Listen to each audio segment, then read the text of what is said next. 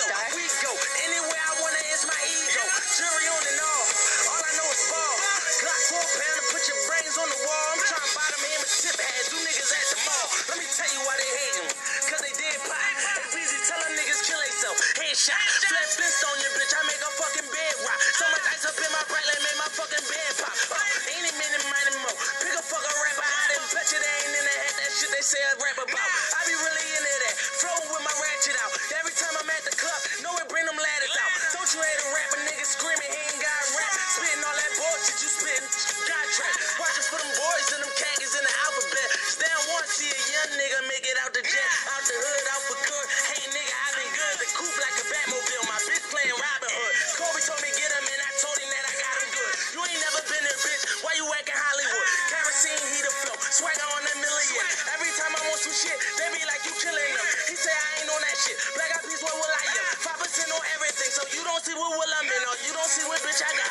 Ice up in my wrist and watch. I'm a cloud hopper. Pilot take me to the top. Driver take me to my Glock so I can get strapper. And I be with that white boy, fucking with that Casper. Laughter, cause I can play around, shut you niggas down.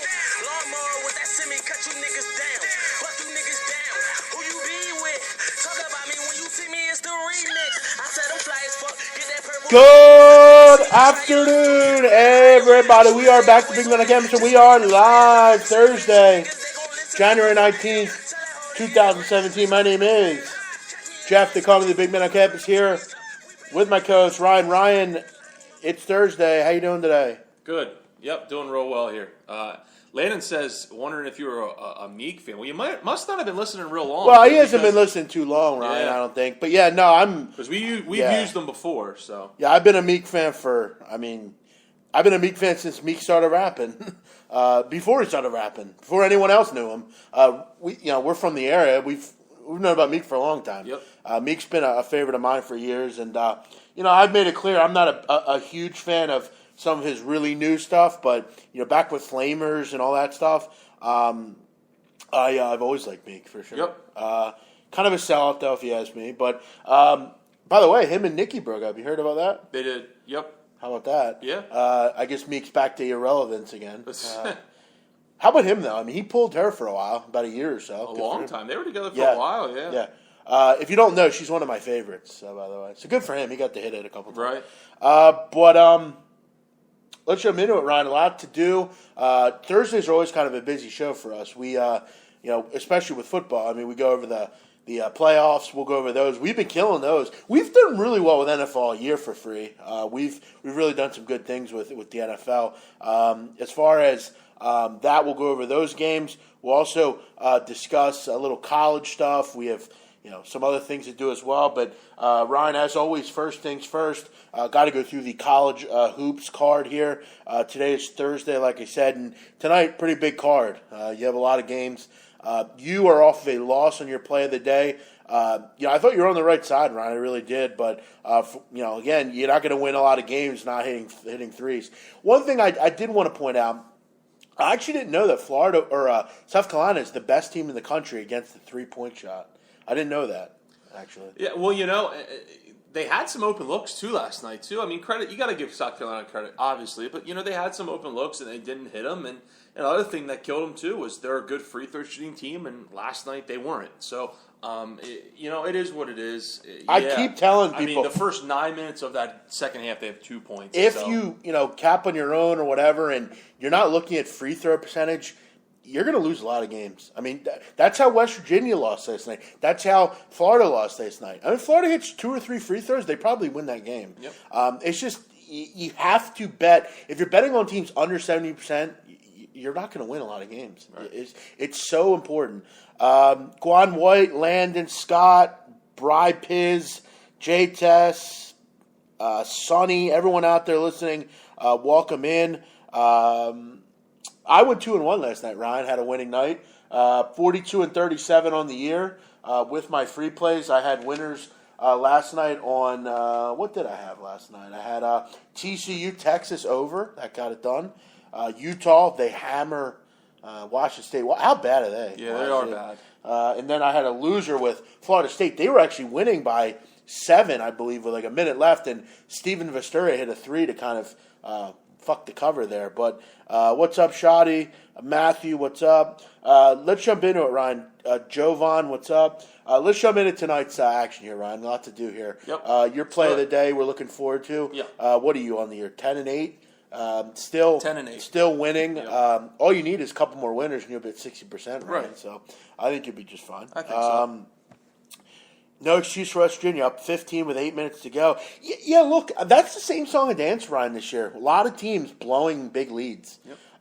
It's kind of just a common theme anymore. It seemingly happens every night with these teams. And I don't think you can get too upset with teams like, obviously from the betting perspective, obviously you can get upset with them, but just from the national perspective is, we've talked about parity on the show before a lot of times this year, and I mean, that's going to happen. I mean, there's not that one true dominant team that's, running the table other than Gonzaga. From a betting perspective, we've talked about the Nevada game a couple weeks ago. Look at last couple nights. I mean, Tennessee was up 13 in the second half. Your game last night, they were up in the second half.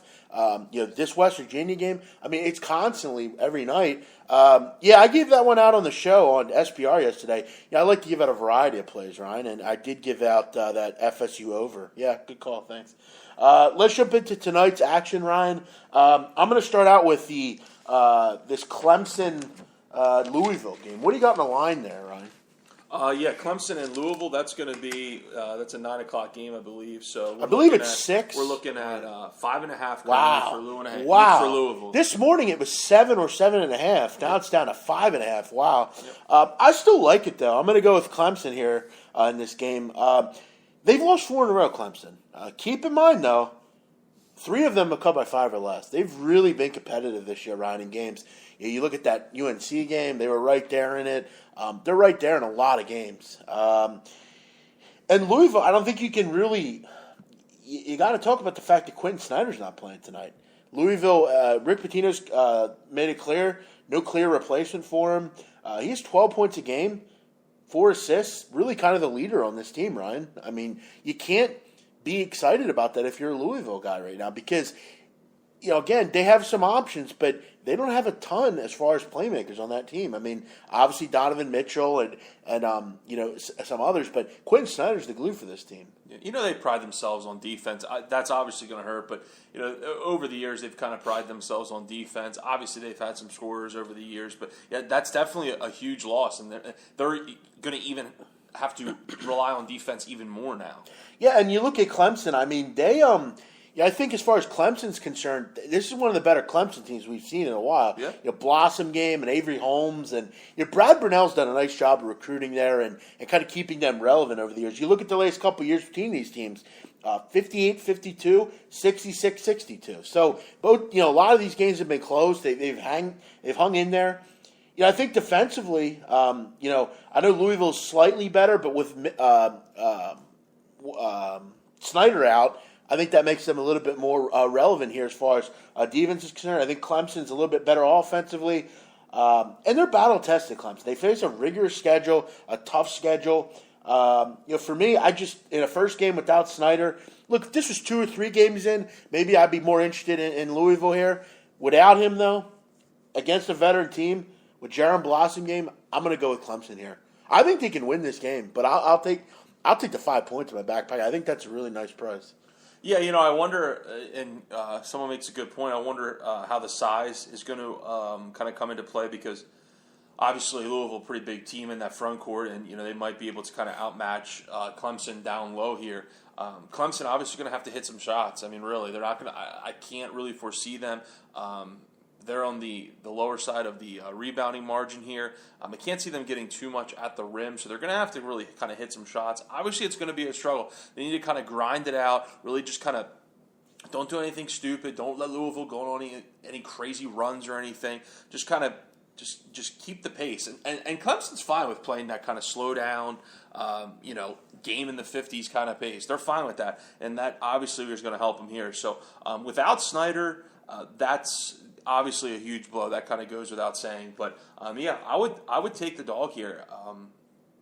ATS numbers at home have been good for Louisville, but let's kind of see how they come out tonight and what they do without Snyder against against a real scrappy Clemson team, really kind of needing a win here and needing a good performance. Yeah, John. I mean, John's talking about the line being low. I mean, keep in mind this open 7.5. I mean, it's just been bet down. I mean, I think 7.5 is a fine line. I think with Quentin Snyder in the lineup, listen. One thing you have to realize is, unless you're like a LeBron James, you're not really worth more than a point or something. Like yeah, it's not. It's not that big a deal, really. I mean, one player is not going to really. Again, if you have a team like a really bad team and their best player goes out, well, maybe. But a team like this, maybe half point. I mean, it's not going to really affect the line too much. Again, I think this is a live dog scenario. Look, if Louisville had Snyder tonight, probably wouldn't be different into story. It, but, I think with this one, I'll take a shot with a 5.5. Definitely not a good number. I hate to give stale lines. I gave 7 earlier this morning. That's when it was at that point. But that's the kind of the tough part about doing a show then and doing a show now. So I'm going to go Clemson plus the number in this one. Next one, Ryan. I'll tell you what. Why don't we do your play of the day? Let's mix that up a little bit. Let's mix it up a little bit.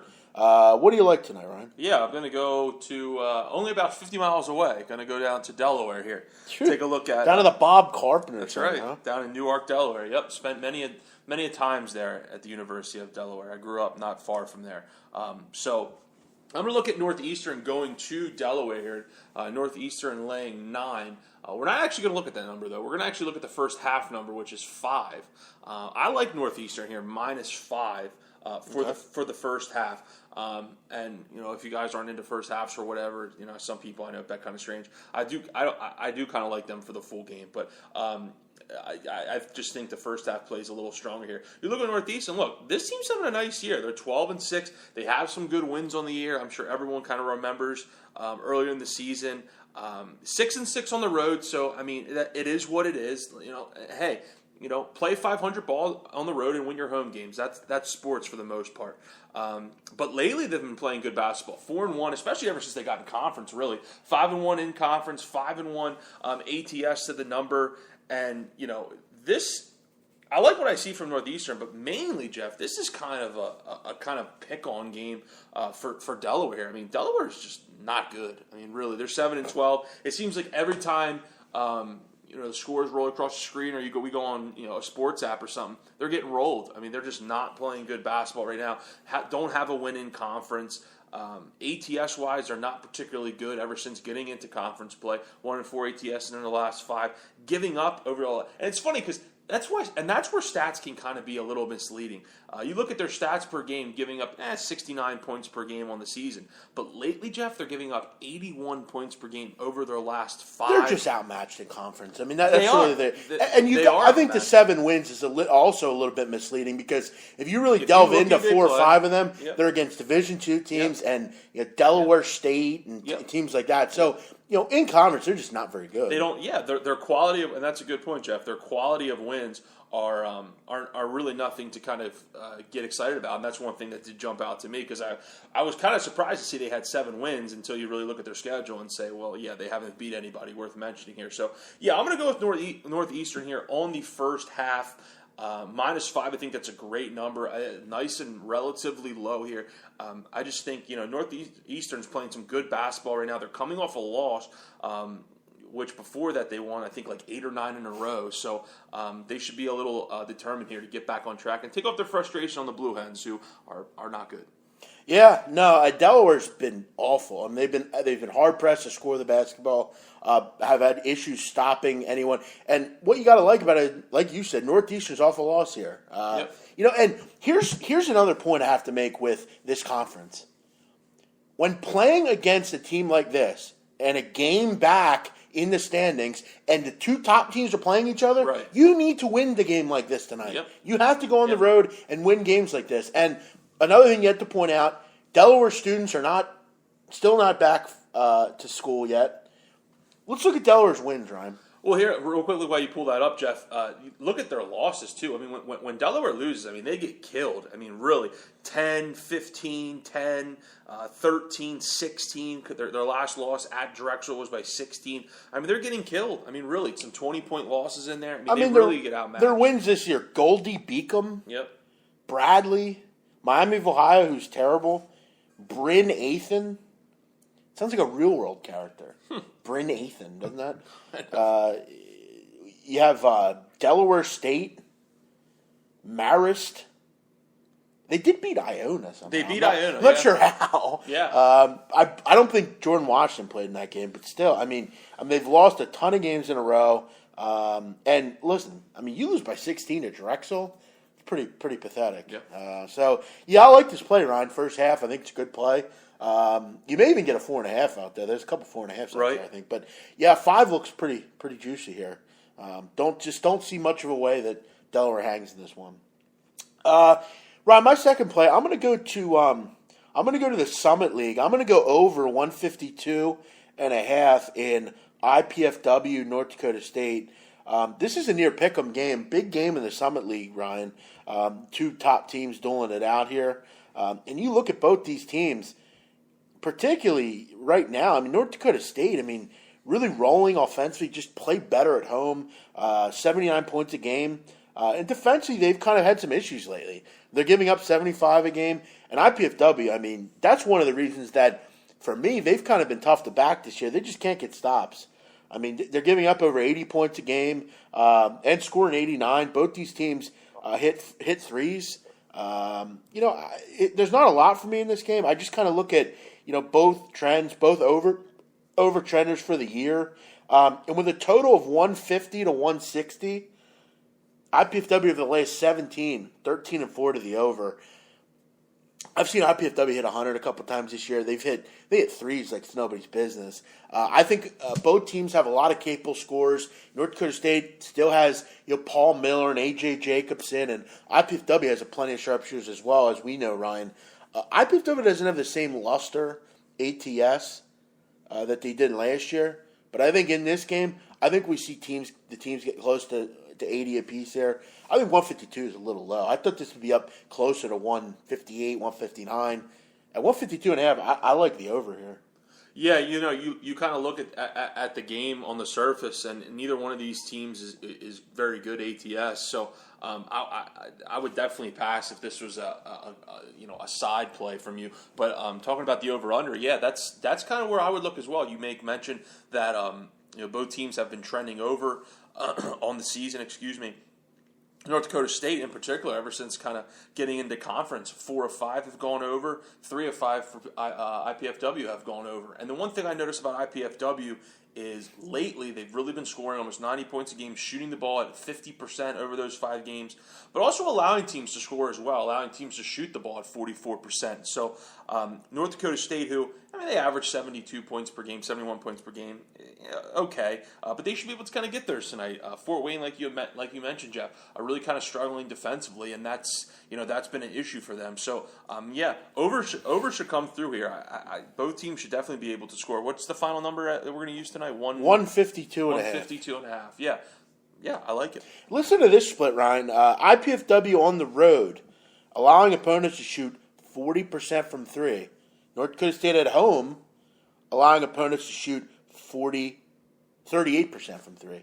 So I think we're seeing a lot of fireworks in this one. Should get over the total in IPFW North Dakota State. My third play tonight, Ryan, I'm going to go with Gonzaga minus 13 against Santa Clara. And look, a lot of reasons to like Gonzaga here. First of which, they're undefeated. They're 12-2 against the spread. They've covered 10 of 11 against teams with winning records. And they're outscoring their opponents by 22 points a game as far as scoring margin is concerned. They're killing teams. Yep. You look at some of their numbers they're laying, 24, 27. They're winning by 35, 40. I know a lot of people will point to Santa Clara. They're having a pretty decent season, actually, for what it's worth. They've covered 7 in a row against Gonzaga. Mm-hmm.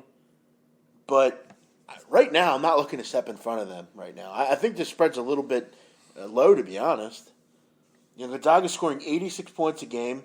Over the last 5, 88 points a game and shooting 55% in conference. That's pretty unbelievable. Santa Clara, again, a decent team, a team that, is definitely, going to get what they want. But, again, keep in mind, Gonzaga very good at defending the 3. Santa Clara kind of wants to play slow in the half court. I don't really think it's a great matchup for them. And I mean, if you've watched some of these Gonzaga games, I mean, it seems like they never miss. Yeah. Every shot they shoot, it goes in. It's just pretty unbelievable. What they're doing right now is some special stuff. And I think what points them in a kind of a better direction than most is they can't afford slip-ups. That's kind of one thing about Gonzaga that, like at Kansas, if they lose a game in conference, it's really not the end of the world. I mean, right. If Gonzaga loses to a Santa Clara, doesn't play particularly well, they're under the microscope all of a sudden. I just don't think 13's enough. If this was 16, 17, maybe I'd be a little bit more skeptical because there are some decent players, Santa Clara, but look, Steve Nash isn't walking through the door. So I'm going to lay the number and keep kind of firing away on Gonzaga. They've been a good bet. Yeah, I really wouldn't bet against Gonzaga really going forward. In conference, really, I'd bet on them or I'd pass if the number isn't kind of where you like it. And obviously, they've kind of been dispatching teams, and especially kind of what they did to St. Mary's. I'm sure that opened some people's eyes going forward. And the Zags, look, they're having a fantastic year. Santa Clara has had their number ATS wise this year, but I think the size inside, obviously with Karnowski, who, Christ, he's shooting at like 68% for the year, which is remarkable. He's pretty much, unless he's facing like an Isaac Haas or yeah. He's pretty much unstoppable. Yeah, he's hard to. Well, he's huge, and he's so quick on his he's feet. Big. Like he's big. He needs to stay healthy because if he goes out, obviously they got Collins and whatever there that can come in, but obviously Karnowski's went out last year. I mean, he's that rock inside that they kind of like to rely on. So inside, they're definitely going to be outmatched tonight as Santa Clara. So this is short and sweet for me. Like I said, in conference here. Going forward, it's either bet on Gonzaga or pass, and that's the way I look at it. So I really don't have much to kind of support Santa Clara here. They play some pretty good defense, but they're facing one of the hottest teams in the country and one of the best shooting teams in the country. So best of luck to them. Also, keep in mind, Ryan, the last 4 meetings between these two, Gonzaga, this is what they were laying in those games: 18.5, 15, 15. 24.5. Yeah, larger numbers. A lot of big numbers. Mm-hmm. Only laying 13 here. And they're hot. Right. I'll take a shot with them here. I think this is one like a 81-64 type of game, something like that. They should be able to do enough to pull away. No games. And I wouldn't even care if there was a game coming up that like a St. Mary's or something. I mean, they're just dispatching teams. So for me, I'm going to go Gonzaga minus 13. I'm going to go Clemson plus 5.5. And I'm going to go with over 152.5 IPFW North Dakota State. Ron, your play of the day, Northeastern, first half minus 5. Let's just jump through some other ones here, Ryan. Maybe some of the higher end matchups and some some random ones as well. First one here. Did I see the Colorado Washington game? Someone asked. I did not. I was asleep. I wasn't really. I mentioned on my, this week, I'm not a big fan of the card. The card today is pretty good, but I've not been a big fan. We were watching that show 6, which is pretty good. We enjoyed that. And then I kind of just, did some things. And sometimes you got to take a little bit of a break from this. I mean, it gets a little bit. I said it to you on Saturday. I think there was a late game on Saturday, and you asked if I, wanted to check it out. And I was like, you know what, man, I'm just kind of tired out from sports today. So yeah, sometimes you just got to kind of turn the power off and do something else. Somebody reached out to me the other night. It was like at midnight or 1 o'clock, and was like, "What do you like tomorrow?" I'm just like, listen, I can take a break at some point. I mean, it just gets too much. So no, I did not watch it. I know Markelle Fultz had a big game, and that was a great game. But sometimes you just take a break. Middle Tennessee, Florida International. Ron, I flirted with making this a play of mine. I'm just kind of concerned. Florida Nationals played some close games. They've been a bad team, but they've played hard. Dante McGill, their best player, may not play in this game. And I'm just kind of snake bitten with Middle Tennessee. I laid a big number with them recently, and it was a bad beat, let's say. Middle Tennessee, I won't be surprised when they win by 20 tonight, and I'll be annoyed when they do. So just watch out. I'm sure Middle Tennessee will win big tonight, but I stayed off it. But it was close. Yeah, I don't have too much on this game, really, Middle Tennessee and Florida International. You're right, Florida International has been bad. But,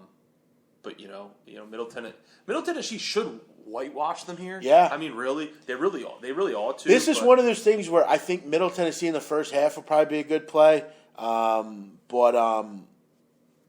Yeah, so I don't know. I'm not big into it. Maryland, Iowa getting bet up here. A lot of things to like about Iowa as far as being at home. They're always a good bet at home. This is one of those games where I'm pretty much buy on Maryland at home, not on the road.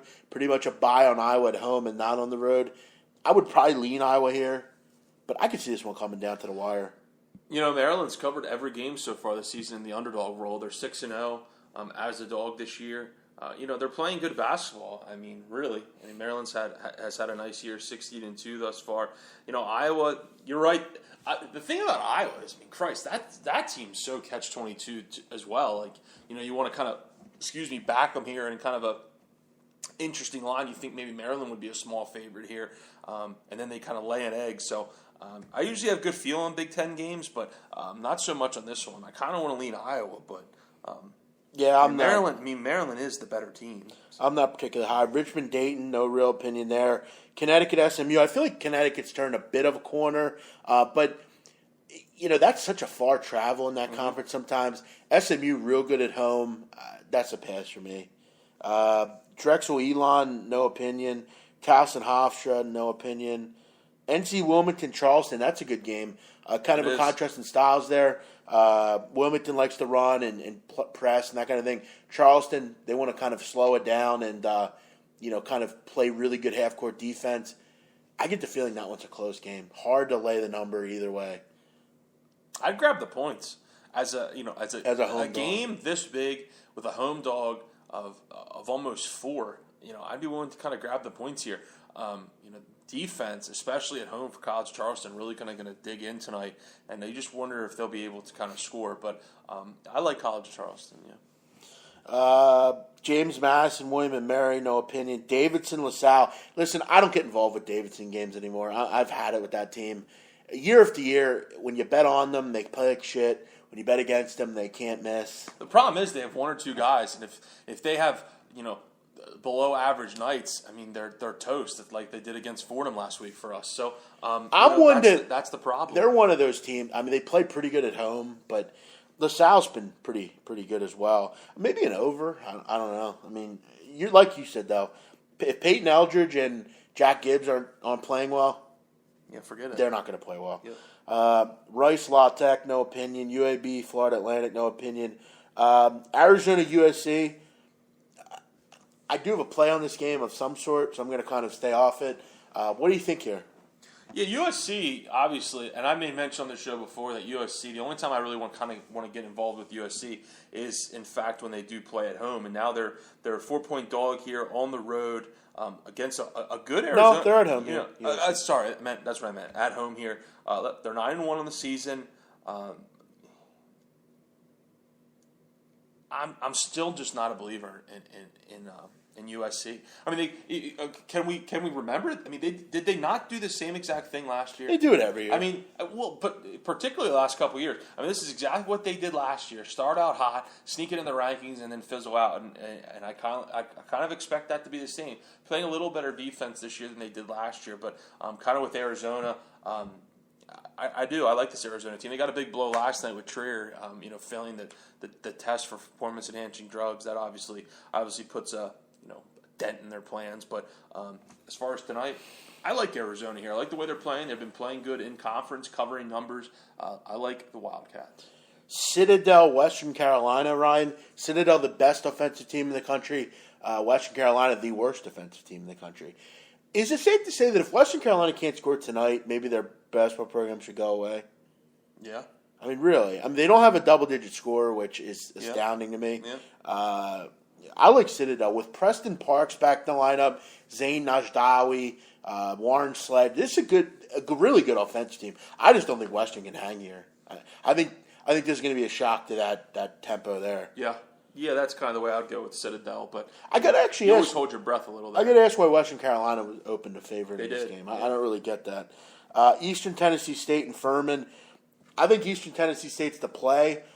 Furman's played tough at home though. Yep, they're always a tough game to go. But auditorium or where they play, it's like an auditorium. It's an odd stadium, but the Buccaneers have been good. I've really liked this team. I think they're one of the better teams in the some of these mid majors. I think East Tennessee State's real good.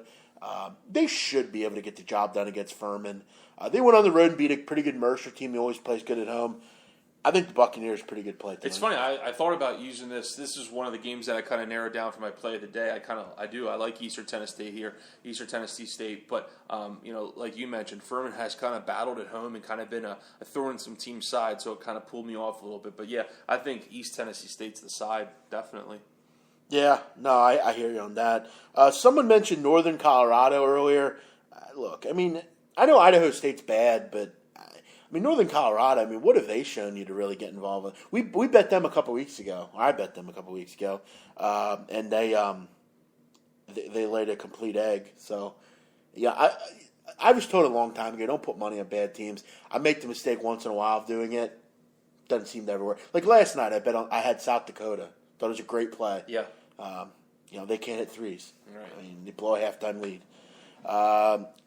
North Texas or UNC Asheville, I have no opinion on either game, man. Sorry. Wofford, not a real opinion on that one either. Again, it might seem like a couple too many points, but that Wofford team can score, and VMI is pathetic. Yeah, Mark, keep in mind, though, at some point, Idaho State's going to get sick of losing. And I don't think Northern Colorado is really worthy of laying an 8-point number ever.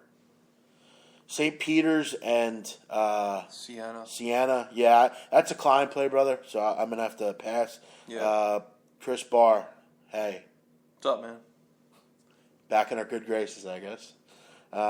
Welcome, Chris. Hey, listen, Chris, as long as you don't say stupid shit, you're okay in my book. I just don't like the constant back and forth with you. Long Beach State, Gauchos, 5 players and injuries and suspensions. Yeah, it's been a tough year for them. Very for tough. The Beach, man. And they had a tough schedule to start. Yeah. That was really just. I said it before and I'll say it again. The whole scheduling thing there, I don't get that at all. I get 1 or 2 of those games, but to set up 8 or 9 straight games with these ridiculous teams you're playing, you're just burning your team out. And that's what you're doing. They just want the payday. That's what they want. Yeah, but they're not really getting paid like another team would. They're not getting a payday really. They'll get one, but not a high one like a really like a schedule filler would get. What an ugly game that is. Santa Barbara, Long Beach State. My God, that's a brutal game. Both teams are just hampered with injuries and suspensions right now. I'll tell you what. Now would tell you to stay away from it. I'll tell you what. Santa Barbara, I think they're still going to play hard. I would almost want to take them at the points, but listen, no offense. I don't know who asked about that game. Yeah, Missouri. I would. You should be staying away from that one. Yeah, listen, Mark. Unfortunately, we're not going to go back and just go through every game you ask about. The show unfortunately starts at 5:00. You feel free to re-listen if you want. But you got to be on Sean's show pretty soon, don't you? You listen to his show pretty frequently, so maybe he can give you a better idea. Feel free to listen to it again, though, brother. You like Northeastern, don't you? You took them for their play of the day. Ryan has -5 as play of the day. Yep. All right, Ryan, let's get into the rest of the card here for the NFL playoffs. We'll talk about that. We've done a nice job with the NFL this year. It's been fun kind of doing that. It has been. Going over every week. We broke down every game as far as that's concerned. Yep. LPL, I don't know what that is. 2 games here, Ryan. Atlanta Falcons, -5 against the Green Bay Packers. Over-under 60.5. Jordy Nelson, doubtful. Though I've heard some ramblings that he's going to play. I heard today that he said it was the worst pain he's ever had. I don't think anyone truly knows besides him or anyone really close inside that locker room. I think just come Sunday at 3:00, we'll find out. Yeah, Julio Jones for the Falcons is probable. Listen, Ryan, I told you before, I'll tell you again, I think Green Bay is going to win this game. I think, listen, to me, this game is kind of a coin flip, personally. I think both defenses are bad. I think offensively, Atlanta's slightly better, but I still think Green Bay's really good offensively, too. It's a total coin flip. Getting 5 points, I think, is the play here. I'm not interested in betting against Aaron Rodgers. At the end of the day, I think he's the best quarterback in the NFL. Play, though, for me, I'm going to go over 60.5. Listen, I don't think there's a lot of stops in this game. If there is, something's going on. Both these teams, very good pass offenses. Neither team can get stops. Atlanta just seems to get up 30 points like it's no one's business every game. Green Bay, I don't think they have a lot in the secondary either. Look, if Atlanta tries to run the ball and they're kind of I feel like they'll abandon it if it's not successful. I think it's going to be a back and forth kind of, first one to 40 wins or something. Well, I mean, they'd be smart. I mean, Atlanta would be smart to kind of come out and test that secondary. I mean, for Green Bay, I mean, as far as their defense goes, we've talked about that stopping the run has been what they've been better at this year as far as Green Bay goes. So, I mean, they really kind of have mismatches all over the field, does Atlanta, and they should be able to put up some points and really kind of name a number here. They should get into the 30s again for, I think, like the 6th straight game or something like that. And likewise for Green Bay, I mean, they should be able to kind of score as well with the way Rodgers is playing. And, Nelson out, I mean, but he was out last week. And Dallas and Atlanta, I think those defenses are similar. I mean, really. I mean, average defense is nothing that's going to blow you away, but they're not terrible either, in my opinion.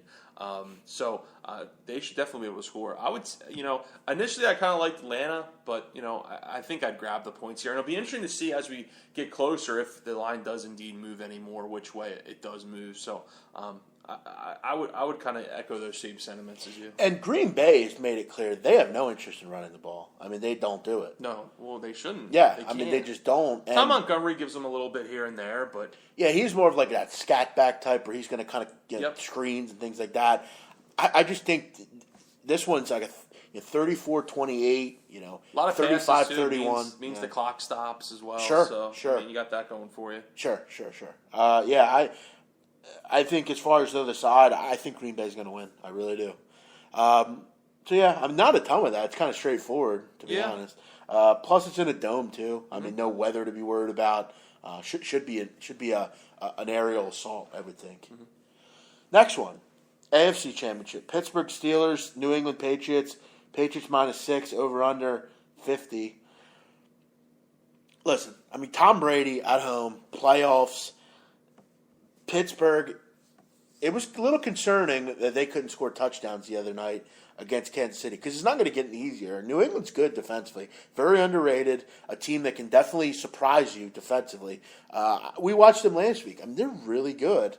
They could stop the run. I think Le'Veon Bell, look, he kind of could do what he wanted last week, but even last week, I mean, he still found ways to kind of abandon the run at some points. I mean, they were just hell-bent on throwing the ball. Todd Haley, to me, kind of a nutcase.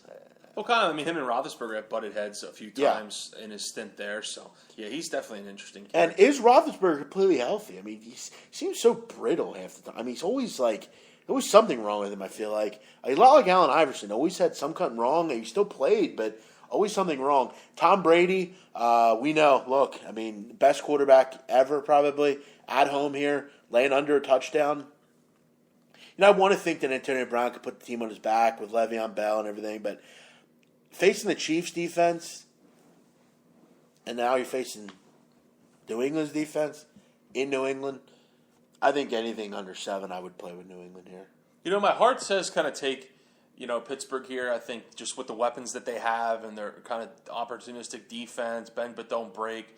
But then, obviously you don't want to be that person that kind of bets against New England and they cover. The only thing I do worry about New England is defensive numbers have been good, but ever since midway through November when they played Seattle, lost to Seattle, right? I mean, they haven't played anyone. I mean, listen to these teams and the quarterbacks that they would have faced: San Francisco, the Jets, the Rams, the Ravens, the Broncos, the Jets again, and the Dolphins. And then, of course, Osweiler and the Texans last week. So, I mean, this will definitely be their first test offensively in over 2 months. So it'll be interesting to see how that defense does kind of step up. Brady's obviously going to have to be better than he was last week. So I'll kind of side with the Patriots, but I don't have as good a feel in this game as I kind of do in the other one. Yeah, no, I hear you. Burns makes a good point. I mean, Big Ben, we know, has some issues in his career on the road. I'm not the same Oh, he's quarterback. fantastic at home. Yeah. And look, I mean, last week you can't delve away from the fact that they couldn't score touchdowns. I mean, it's one game, dude. yeah, well, yeah, I hear you, but it's not going to get any easier either. I don't think.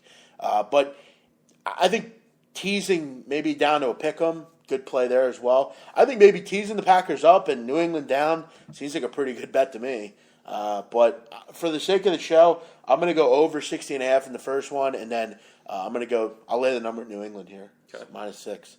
I'm all over the Steelers and Packers. Good luck. Listen, I'm not going to be the guy to bet against Tom Brady, so have fun. Ryan, let's have a little fun with college basketball. We'll go back to the hoop hardwood here, and I came up with a little kind of I guess you could say the midway point of I kind of say like a couple weeks in a conference play is kind of the midway point of college basketball. We've seen a lot go on, and I came up with an idea on kind of assembling our own little dream team in a way. Yeah. 5 starters, your coach, and a 6th man off the bench. And the 6th man off the bench could be just anyone. Yep. Maybe an overflow guy that you couldn't, maybe he wasn't enough to make your team.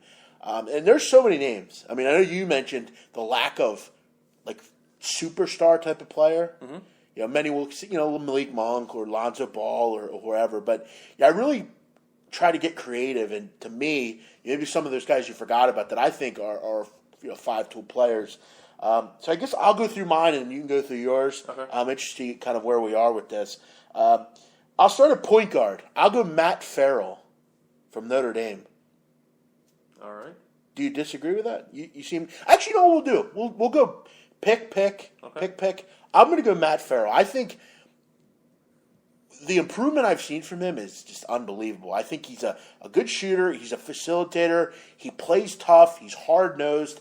And listen, I'm no racist, but I love a white point guard, Ryan. I mean, seriously. He's a Pete Maravich type. He's really good with the ball. I love his energy. I think he's a hard-nosed kid. And, he's got some emotion to him. He's hard-nosed. Who would you pick here? I went Magic. I went with Magic Johnson. Funny. From Michigan. What? Why? No, this is currently, Ryan. You said all time. No, I okay, didn't. So I can't. Well, I can't do this. Yeah, why would I do that? You said you're all time, so I figured that. I didn't say all time, Ryan. In the text you sent me, that's what it said. So I'm not sure why I would well, ever then you do go that. go ahead and go through yours. Then. That would be clear. That would is. make sense on why you made a face to me. Ryan, you really think I would pick Matt Farrell all time? That's why I was perplexed. come on. That's why I was perplexed. So it is what. Either way, we maybe can come back to this, but I'm going to give mine either way. Yeah, go ahead. I'm not too. The text said, "Come up with your starting 5 all college basketball team at each position." Right. Well, the only thing I'd say all time, Ryan. I mean, that's a pretty wide group of people to pick from. Yeah, it is, but it's I don't know. I kind of like that. I kind of like that idea. So yeah, we can maybe do that some other time. It is what it is. I really don't really mind. Just go ahead and yeah, I'm sure you don't, but I mean, I'm just saying it doesn't make a lot of sense. That's all. But maybe you can critique mine. Who would you pick over? I mean, do you like Brunson? Do you like Maurice Watson when healthy? Do you like do you like Matt Farrell? I really have to think about it, dude. You can kind of go. I like Matt Farrell, sure. I mean, he's kind of the steps that he's taken this year and some of the big shots that he's hit. I mean, he does have a few big shots this year that kind of has that ice water in his veins kind of player. So yeah, no, Matt Farrell is definitely a great kind of point guard to watch. So. Yeah, always high energy. A lot of balls the kid has. Point guard or shooting guard. I'm going to go Luke Kennard. I know a lot of people might say, Malik Monk or someone like that, but listen, Luke Kennard has put this team on his back. He seemingly makes every big shot he has to make. Great shooter. Very just tough, another tough kid here. I mentioned to you, Ryan, earlier this year when they played, I'm trying to remember who it was, one of their out-of-conference games, but yeah, I love Luke Kennard. I think he's a player of the year type of candidate. I think he's a guy that you really can just do it all. Good defender, and he makes free throws at the end of games. Both these guys make their free throws, close games out, don't make mistakes. I think these are 2 really fantastic guards. Shooting or small forward, I'll go. I have 2, but I'll go with this one. I'm going to go Tatum, Jason Tatum from Duke. I think he's he speaks for himself. I mean, 18 points a game, young, rim rattler, good defender. I did consider Alec Peters, though, Ryan, from Valpo. Alec Peters, number 2 scorer in the country. He's a guy that really kind of gets what he wants, too. But Jason Tatum, to me, is kind of a guy that I look at. Ivan Rabb, a good one as well. Power forward, I'll go Markkanen from Arizona. What he's done, I mean, Dirk Nowitzki-esque. He's really coming into his own. Kind of hard to find a really good power forward, but I'll go there. Center, I'm going to go Jonathan Motley, if we can put him as a center. Rim Rattler, kind of one of those Rico Gathers players. Baylor always seems to get one of those, don't they? They always have that kind of player. Ryan, it's really boring doing this when you don't have one. You're kind of just sitting there with a stupid look on your face. Well, why worry about it? But it would be, I don't know. Give your guys. It'd be cool to critique. We had a misunderstanding, bro. It's over. It's fine. It's not the end of the world. I'll go Bill Self as a coach. My extra guy will be Karnowski, because I get the feeling Motley will have foul trouble and I can bring him off the bench. Jonathan Isaac for power forward, that's a good one. Miles Bridges, I haven't seen enough from him to kind of get too into. He's kind of just coming back from an injury. So that's it. We'll kind of maybe revisit this at another time. I'm sure I missed everything. Yeah, you seem to miss everything every day, but we'll get to them for sure. We'll get to you at the end. And let's just be clear here. If you miss something, you don't need to ask to recap too. I mean, does Jeff not recap after? Yeah, definitely before we go off the air. So. Yeah, there's a lot of things we do every day that people always seem to ask about. I don't understand it. And I always try to make a point. But yeah, I get it. We'll cover all that stuff before we sign. Yeah, we definitely sign off. That's always the way we kind of sign off every day. Do we have anything else tonight? Yeah, I have some questions that Let's jump into those. You can throw those out if you want. Let's jump into 5 questions. Feel free to chat amongst ourselves here, and we'll kind of participate, everyone. First one here. So we had three players get into the Baseball Hall of Fame last night. So obviously the question comes up every time. Should steroid users be allowed to get into the Hall of Fame? It should have everything to do with what you do on the field. I have a real issue with the people that got in last night. Jeff Bagwell, it's questionable if he's a Hall of Famer. If you put Pudge Rodriguez in, who has made it clear, several people have made it clear, they injected him with steroids. He was on the same team of Rafael Palmeiro, Ruben Sierra, all those guys. I mean, they were all on fucking steroids. You mean to tell me Ivan Rodriguez was just 40 pounds the next season and he wasn't on steroids? And come on. Jeff Bagwell, listen, if Jeff Bagwell's in the Hall of Fame, Barry Bonds should be in the Hall of Fame. Barry Bonds is arguably one of the best power hitters we've ever seen in this in the thing we call baseball. We need to stop worrying about picking and choosing with who we're picking and how it's being picked. Listen, I don't think if I take steroids, I'm going to be a world caliber Hall of Fame baseball player. Barry Bonds has more talent than everyone else. It should be what they do on the field. It shouldn't be what they do off. And if you're going to not put steroid users on, maybe we should look into more of what's going on, because I think it's clear Adrian or Ivan Rodriguez was on steroids at some point. I mean, it was Jose Canseco said he personally gave them to him. That guy, I wouldn't take anything he says for granted. It's been proven by other people. That guy's a nut job. If you're going to put, and that's the thing. If you're going to put one steroid user in, you need to kind of put all of them in, really. Jeff Bagwell does deserve to be in the Hall of Fame. I think you kind of slight him a little bit. From 90, I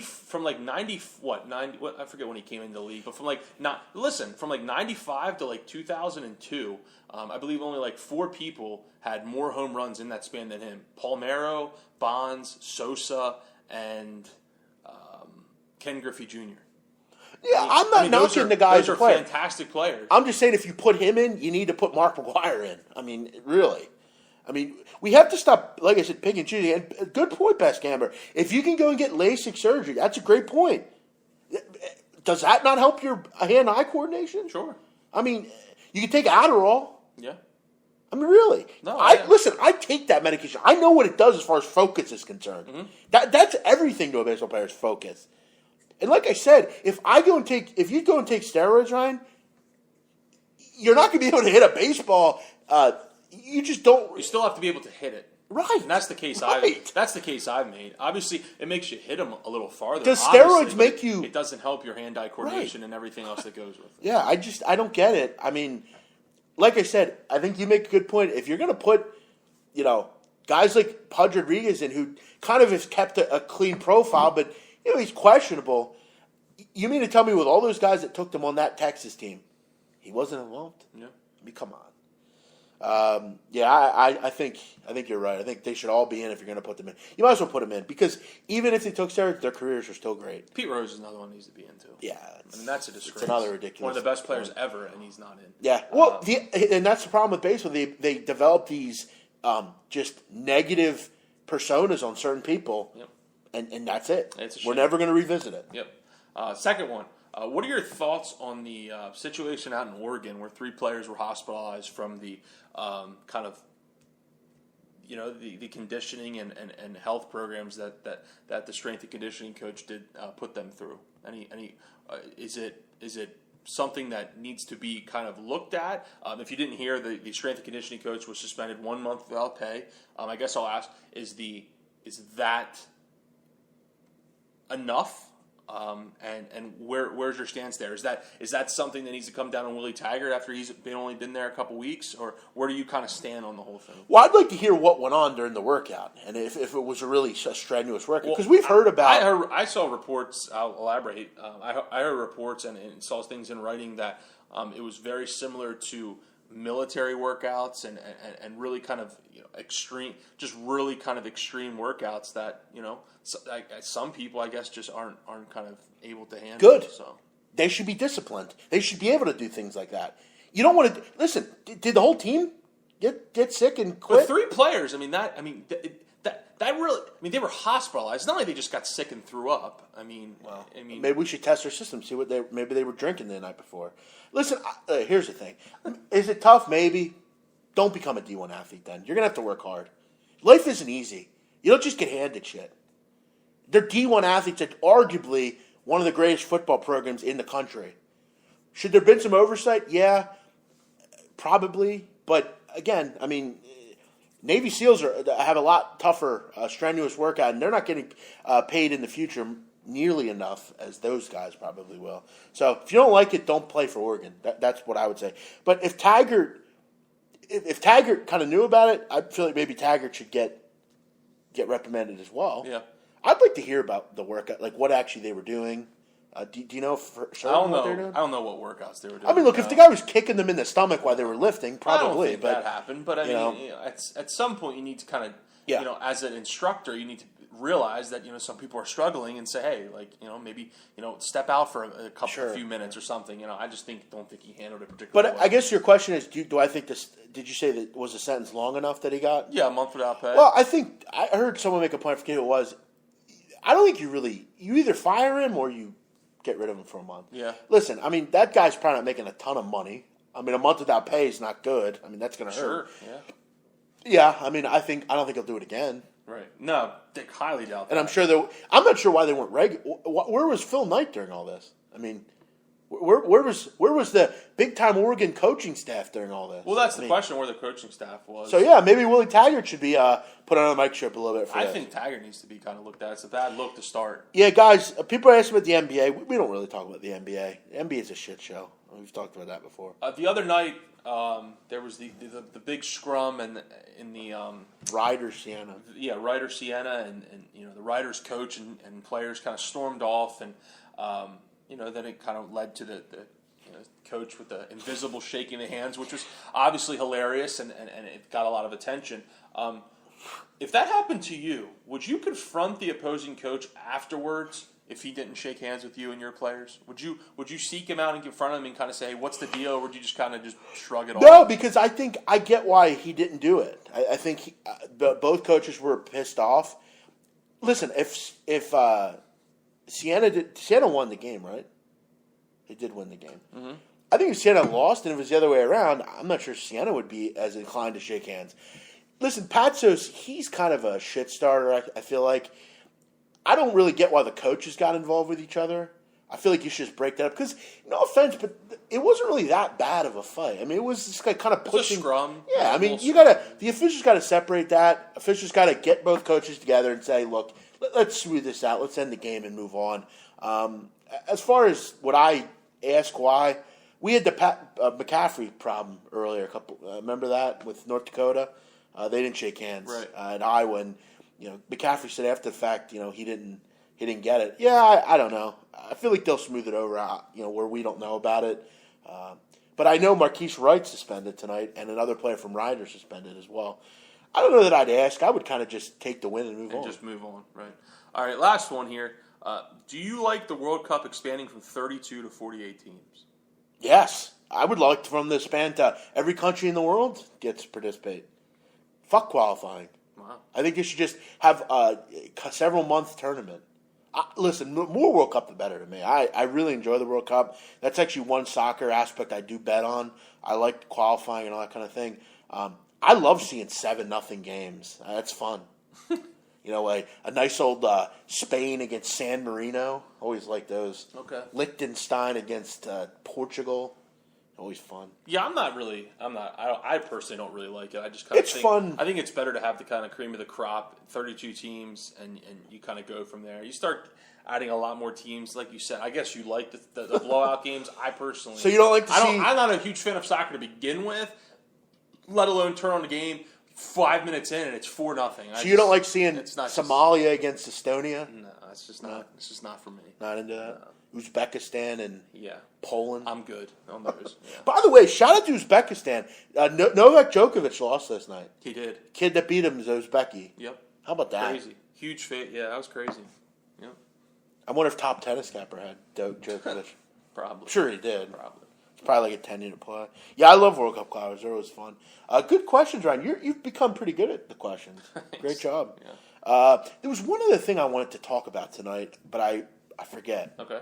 Oh, that's right. Did you see that Russell Westbrook travel last night? Of course. He made it act like he didn't do anything wrong. I know. He takes 6 steps. I know. And that was terrible. I was wondering, and no fan stood up, but then Curry and Durant are like, what the hell is he doing? Yeah, that was great. That's must-see basketball when they play, those teams. Oh, yeah. Well, especially now. Yeah. Yeah, that's all the really, X factors there, yeah. Yeah, that's really funny Durant stuff. drops 40 after dropping 39 the first time they played, so yeah. Come on, dude. No one's beating Golden State this year. Unfinished business, baby. No, maybe. The World Cup in South Africa was aggravating with those noisemakers. Vuvuzela. That was annoying. I actually look back on it. It was kind of a cool thing about it, but it did get annoying during. Like it was cool when it first started, and then you're in the It's like the cowbell in the finals, and you're just like, okay, this is terrible. But even like I always get annoyed with that. The cowbell. That's annoying. Florida State's one's pretty annoying too. What their Seminole chant? You mean? Yeah. Yeah. I think that's one thing sports groups need to get away from. Teams need to get away from. Like in the NFL, they have like the Eagles do that Rocky thing on every third down. Yeah. It's like they do that in Minnesota the Viking thing. Yeah, the horn. Like stop doing that. Yeah, it's stupid. Yeah, I don't mind like music in between like quarters or something or something, but during the game, let's just stop. Do I think Cal can win at Oregon? No, I don't. Cal's good. I like what they're doing. Oregon at home, just better animal. Yeah. What do you think about Davidson? We talked about that. I'm not ever interested in Davidson. Sorry. Again, feel free to listen to the show. We broke it all down. You still have an hour till game time. But no, I do not like Davidson tonight. Sorry. Anything else tonight, Ryan? I don't think so. Sports is kind of a little mundane this week. Nothing. Yeah. Not a whole lot going on, and not too much. Sixers, big win last night. How about that? Well, the Sixers, that's something you could talk about. 7 of 9. Absolutely, what they're doing right now. And, they're doing it without Ben Simmons. And, they're playing really good basketball. I was made to look pretty stupid, too. I mentioned that I don't think if you did look at the Sixers wins, 6 wins, they weren't against anyone good. Yep. Last night, pretty good team they beat. Yeah, and that's impressive. And Embiid continues to shine. And shout out to the Raptors. No shows last night. Yeah. Valanciunas played about 6 minutes. They had a lead with about 2.5, 3 minutes left, and then they just really kind of a tough shooting night for them. They couldn't get a bounce. They just kind of a lot of leaners. Kyle Lowry was a little bit, and Joel Embiid just can't do anything wrong. I mean, he just does not do anything wrong. Everything he does works. Good player. It's a good player. And when you're playing like that, and when guys like T.J. McConnell are playing well, and the thing about you're them doing too something is their confidence is Yeah. skyrocketing right now. And when you play a team that only has 14 wins on the year and they're confident, I mean that's kind of scary. No, it's better to play them when they're like, all right. And that's why I think against NBA teams, I think that's why the NBA is, with them, you got to feel good at what they're doing because we've talked about no one cares a lot of the time in the NBA. Sixers care every night. Yep. No matter what, you don't see a lot of down games from them. That's because they don't have that. They don't have like those superstars that can afford to just kind of be like, we'll just take the night off. Speaking of Teddy Covers, good drop there, J-Test. He put a stat out today on Sportsbet, Ryan. With him in the lineup, they're a 56-win team, like as far as like the metrics. Okay. Without him, they're like an 11-win team. Yeah, it's crazy. It's really unreal. That's crazy. I mean, I thought Joel Embiid would be good. Yeah.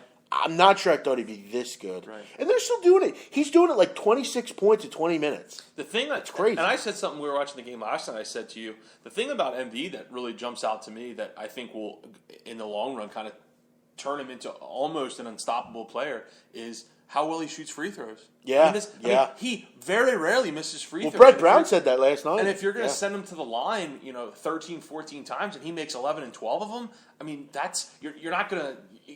That's not going to work. I would highly recommend they do go after Drew Holiday. They've talked about doing that. That'd be great. Bringing him back would be really a good idea. Let me ask you a question, Ryan. If Ben Simmons is the player we think he'll be, many think he'll be an all-star year after year, what would be the line on the Sixers winning an NBA championship in the next? Give me an over/under 3 years or less. I think 2020 is kind of when maybe they can become competing into the playoffs and being one of those teams in the East. Because I think they're really benefiting right now from the Eastern Conference obviously being so poor that when they kind of do become a overall better team with Embiid and if they add Holiday and Simmons coming in the lineup, obviously some free agents here and there. I think in the next 3 years, I think by 2020 they can really kind of establish themselves as a team in the Eastern Conference that can get to the finals. Think about this starting five. I think so. Think of it this starting five. Drew Holiday, Ben Simmons, Embiid, Noel. I'd keep Noel if you can. I do. I like Noel defensively. Turn him into some kind of Ben Wallace type, where we don't need him to score. Exactly. And listen, I think Darius Saric is a star in this league. I really do. I think he is. He needs to clean his game up a little bit. But, I mean, the kid, I think down the road he could be a bigger Tony Kukoc, like that kind of player. Yeah, that's kind of what he relates to. Yeah. And he's, or he's Croatian. Like a Hedo Turkoglu type. Let's use the Tony Kukoc, because they're both Croatian. Yeah, Croat, right. Yeah. And I'm going to tell you right now, if you can find me a Croatian basketball player that wasn't good, I'd like to hear it. Yeah. They Drazen Petrovic. Produce some nice Kukoc. players. Yeah. They're all there. Mm-hmm. I hate Serbia. I hate Serbians, but they've produced some fucking great basketball players. True. Peja. Yeah. Think if Dari could turn to shoot, he could become a shooter. And some of their depth is good. I mean, Covington is okay. Yeah. Good defender. Shoots a three-ball. I'm not in love with him this season, but he can shoot the ball. And this McConnell, people like him, they're becoming better players. And I got to give it to him. He's found his niche in the league. Mm-hmm. I never thought he would make the league. No. Never. Well, he started out in the D League with the Sixers, you remember. So would you trade a first-round pick for Holiday? No. I wouldn't. No. I don't think it would. Because they're talking about Simmons being the point guard anyway. So. Yeah, I don't think it would take a first-round pick. I don't want Simmons at point guard. I hear you, but, But, yeah, no, Darko Milicic, don't bring him up. He is. I don't know if he's a horrible player. I mean, he's definitely a bust. He shouldn't have been drafted that high. But I don't think he's a terrible player, Darko Milicic. Yeah, it's going to be fun, though. I'm excited to see where this team goes. I still think it's a little premature to be talking about playoffs with this team, but again, you never know, I guess. That'll be it, Ryan, for tonight. Plays tonight. Ryan, your play of the day, Northeastern, first half, -5. My 3 plays, again, they're for entertainment only. I'm on Gonzaga, -13. I'm on Clemson, +5.5. And I'm on North Dakota IPFW, over 152.5. Everyone have a great night. We will not be on Friday afternoon. I believe, Ryan, we may go to the Sixers game, actually. Yeah, we might. Sixers Portland. I got to try to call my guy to see if I have tickets. But we'll be back. We'll probably be back Saturday at some point, kind of maybe to go over college basketball or something. Have a great night, Ryan. Appreciate it. You too. Everyone else out there, have a good night as well. Yeah, Nikki, get in touch with me on Twitter. I'm not going through this again. I'm sorry, the recap just happened to cut out at that time. Someone get him the picks. The chat will be up after the fact. Everyone have a great night. We'll see you tomorrow. Bye-bye.